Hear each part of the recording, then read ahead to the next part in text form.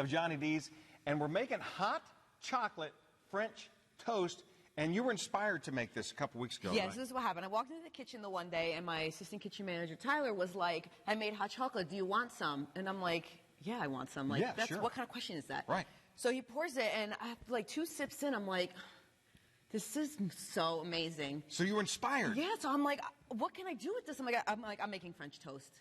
Go. So I was like, that's it. We're going to make French toast. So what you do is you make the hot chocolate, delicious hot chocolate, and you can save some and sip it on the side as you're making the rest of it. But your hot chocolate's not like the average hot chocolate. I mean, so tell the folks how to get that started this first. This has equal parts heavy cream and milk, a little bit of vanilla, and then semi-sweet chocolate chips in it. So you bring the milk and the heavy cream to a boil, and then once it boils, you turn the flame off, put your chocolate chips in, stir up, and let it melt, and then you turn it on just a little bit, the heat, just to thicken it up a little bit. And Jamie came in early and made us some hot chocolate this morning, and I mean, it is mind-blowing hot chocolate.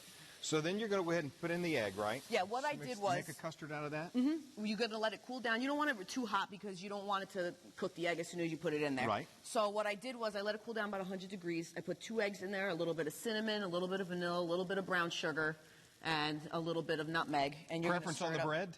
This is challah bread, but you can use whatever bread you have available, just something to sustain the custard. Don't use like a cheap Wonder Bread because that's going to be like mush, and you don't want that. Okay, and then from there on, the process is pretty much the same as far as the browning process. Leave it in there, what, 5 minutes? Not even. I mean, as soon as, depending on how your stove works here.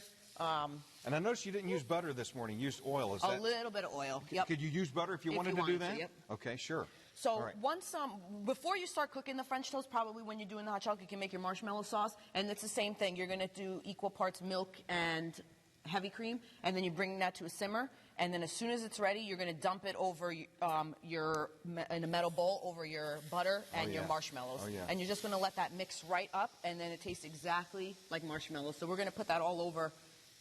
What a great alternative to French toast, a great imagination. Now, for the full recipe and list of ingredients, hey, head over to our website at WFXB.com.